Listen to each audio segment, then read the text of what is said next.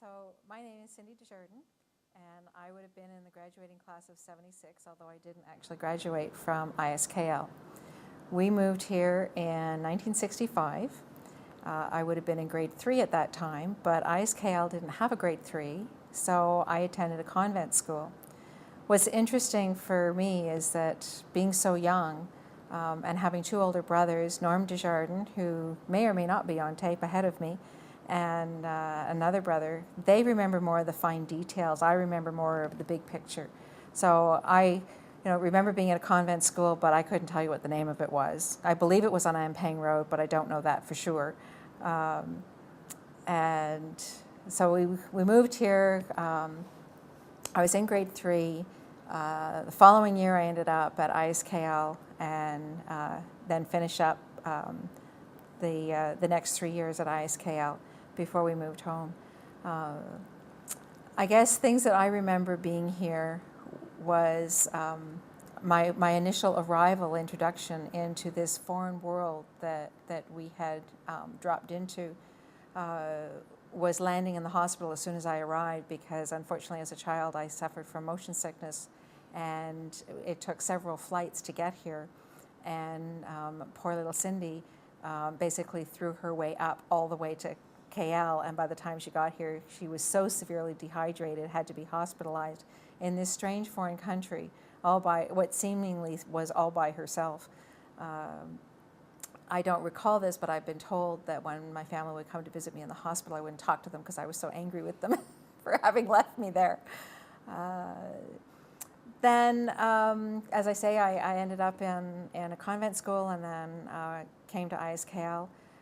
I remember the old school, watching the video, the slideshow today of being able to see the old school, brought back so many fond memories, just not necessarily clear, vivid ones, but just a sense of a warm heart, feeling that connection back to something that was so many years ago. This is now 40 years since I've been back. It's still hard to believe that I'm here. We've been here for several days now, and I still think it was coming back to ISKL. Coming back to KL was something I've always wanted to do since I left. I was here between the ages of 8 and 12. It was such an important time in my growing up, and I figured it was always going to be one of those dreams that you'd get old and gray, and it would be that regret that you never managed to make it back to KL. So when my brother Norm stumbled across the website for ISKL and that they were planning this world reunion, I said to my husband that somehow we have to make this work. I don't know how, but we're going to make this work. And then the organizing committee were putting out feelers about who was going to come and could they make it and how serious were they. And I just kept, we have to make this work, we have to make this work. And surprisingly, we're actually here at the reunion, meeting all these people. I didn't expect that I would know anybody here, and I don't. And you know what? That's okay, because we're all walking around with these name tags and these yellow ribbons that identify who we are, and that we're all alumni, and we all come from the same kind of roots. And so we have this automatic instant connection. Nobody's making judgments about who you are or where you've come from. Everybody's just looking for information. Everybody's wanting to make that connection, so you instantly feel a part of a family. Even if you don't know the people you're talking to, you feel like you know them.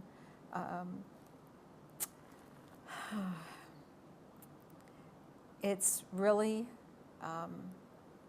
it's overwhelming. Today we're going through the elementary school, and I can't tell you how many times I just felt this amazing emotion welling up inside me.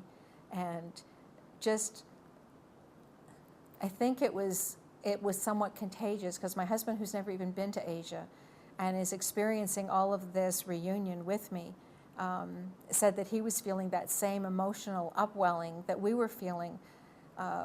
It was in the air.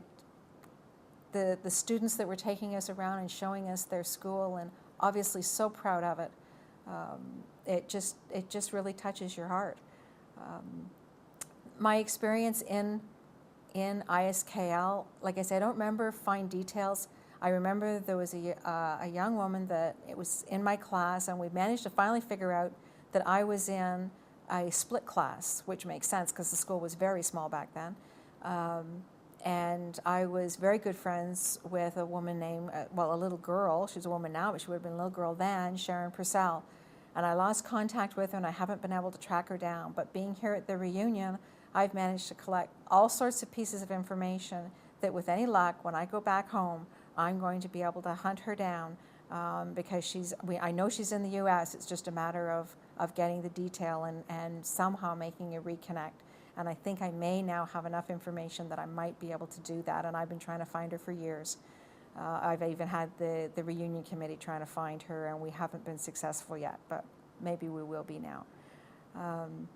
Her and I spent a lot of time together. I remember for my 12th birthday, which was my last year here, I wanted to go to the Revolving Restaurant, and I don't know what the building was, but from what I'm hearing from everybody else, it was one of 2 hotels downtown that had a revolving restaurant.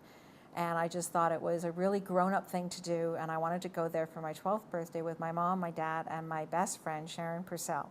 I have pictures that I look at it with very fond memories of her and I being at this special 12th birthday event for me. Being in Kuala Lumpur and experiencing everything we did, when I look back on it, I felt like I lived National Geographic. There were so many things that we experienced as children, going and seeing all the different festivals, Chinese New Year, fire walking, giant tortoise coming up on the beach, watching them lay their eggs, learning all about that, going to snake temples. You know, how many kids from Canada, which is where I'm from, would ever experience any of those things in their entire lifetime? And we had opportunity to experience that and so many more things in the 4 years that we were here. I think the experiences we had as a children have made it such that I enjoy travel. I don't think I'd want to do it all the time, but we go down south to the Caribbean, and of course now we're here in Asia, and we've traveled out west to the west coast of Canada, out to British Columbia. I have an aunt and uncle that live out there. We've been out to the east coast of Canada. Been down to some of the states in the U.S., but travel isn't something that I shy away from. You hear some people, they can't get outside of their own little town because it's just too overwhelming for them. But I think because of my experience in KL and around Malaysia, that experience has made it that I love to get on a plane and go fly someplace and meet new people and see new environments and learn about different cultures. And when I see things that, unfortunately, it's very sad sometimes to see people living in poverty,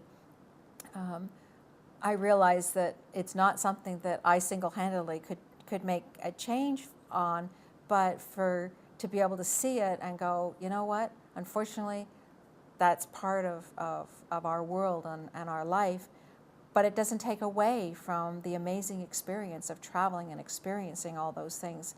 I've seen other people where they can't believe how some people will live, and it distracts from, they can't get past that, and they can't enjoy the experience of the travel.